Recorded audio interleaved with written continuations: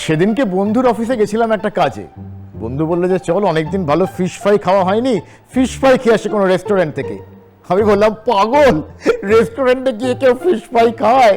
তোদের অফিসের সামনে একটা বড় মেলা করে ফিশ ফ্রাই বিক্রি হচ্ছে, ওখানে গিয়ে খেয়ে আসি চল। বন্ধু বললো মেলাতে গিয়ে ফিশ ফ্রাই? কোন মেলা ভাই? আমি বললাম যে কেন, বই মেলা। আরে ও বই মেলাতে গিয়ে তো লোকে ফিশ ফ্রাই খায় নাকি? না মানে সত্যি বলতে কি, আমি না একদম ফালতু সাহিত্যপ্রেমী নই, বিশ্বাস করুন। ওই বই মেলাতে যাব, বই দেখব, লাইন দেব, বই কিনবো, ওই রকম বদ অভ্যেস আমার একদম নেই। আমি যাই বই মেলাতে ফিশ ফ্রাই খেতে, যেমন ভাবা সেরকম কাজ। সুন্দর বই মেলাতে ঢুকলাম, লোকজনের ভিড় কাটিয়ে কাটিয়ে আমি গিয়ে দেখলাম যে সুন্দর স্টল করে ফিশ ফ্রাই বিক্রি হচ্ছে। মানে পাতলা কোটিং এর ভেতরে চিরযৌবনা ভেটকির ফিলে দেখে না কিরকম একটা জিভে জল চলে এলো। আমি খাবারের লাইনে দাঁড়ালাম ফিশ ফ্রাই খাবো বলে, এমন সময় দেখি উল্টো দিক থেকে একজন দিদি আমাদের দিকে কটমট করে চেয়ে আছে।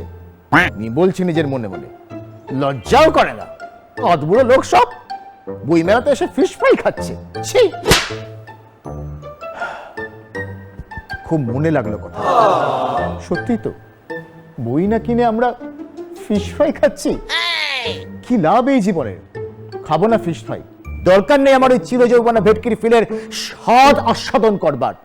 বন্ধুকে বললাম চল, থাকবো না। অদ্ভুত একটা মেলা, মানে কেন যে এরা বই মেলা করে আমি জানি না।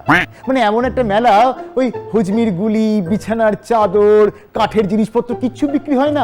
মানে বাড়িতে গিয়ে কি বলবো, মাকে বলবো যে মেলাতে গেছিলাম, মা বলবে একটা শাল কিনে আনিসনি। কি এমন মেলা ছিল ওটা? বই মেলা, অথচ তাতে শাল বিক্রি হয় না।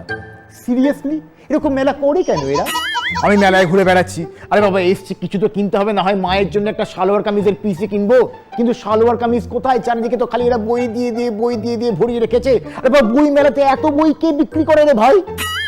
এমন সময় দেখি উল্টো দিক থেকে একজন ভদ্রলোক আসছেন, হাতে একটা বই নিয়ে, বইয়ের উপরে লেখা আত্মবিশ্বাস বাড়ানোর সহজ উপায়। ভদ্রলোক আমার সামনে এসে বললেন যে দাদা, নিজের লেখা বই মেলায় বেরিয়েছে, একটা কিনুন না প্লিজ। বললাম যে কিনবো মানে কেমন বইটা? কেমন? 20 কপি ছাপিয়েছিলাম, লাস্ট কপি পড়ে আছে।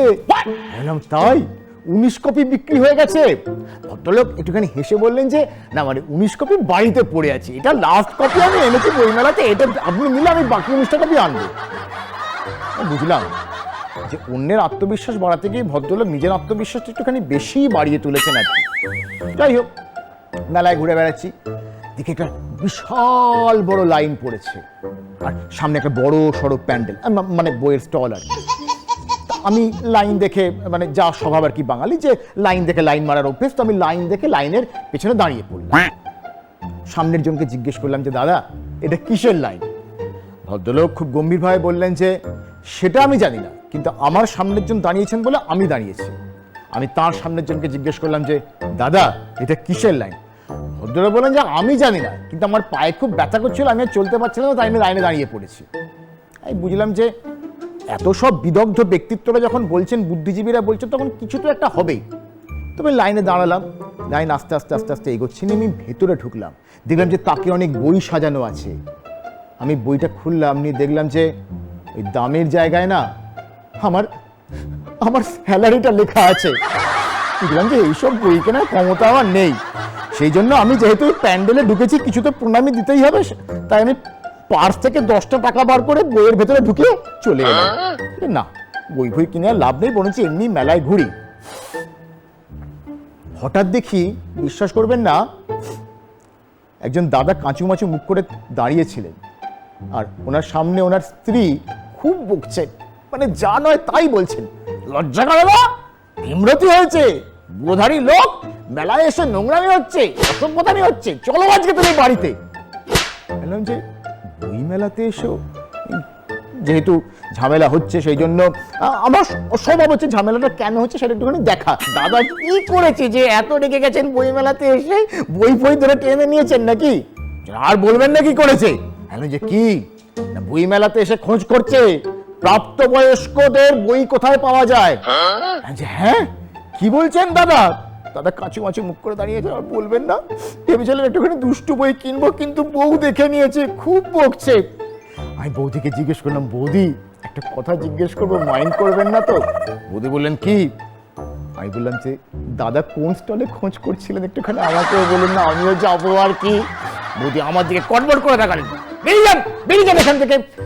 আমি বুঝলাম যে আমার না হয় বিয়ে হয়নি, কিন্তু ভদ্রলোকের বিয়ে হয়ে যাওয়ার পরেও ওনার প্রাপ্তি কিছুই হয়নি, উনি এখনো প্রাপ্তবয়স্ক হয়ে উঠতে পারেননি।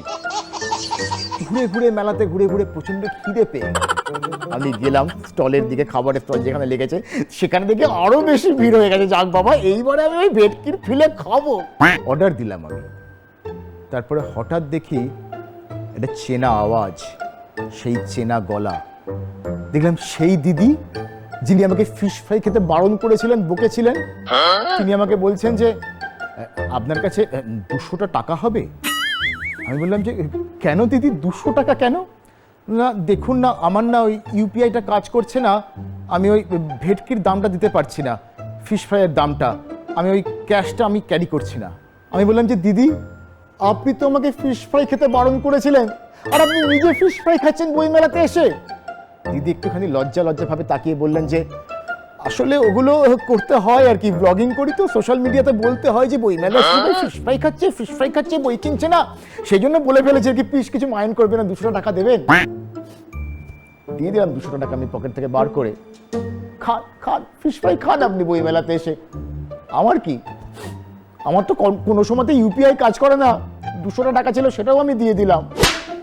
আমার নিজের আর ফিশ ফ্রাই খাওয়া হলো না, ওই দিদি ফিশ ফ্রাই খেয়ে নিল, কিন্তু আমি চিরযৌবনা ভেটকির ফিলে খেতে পারলাম না।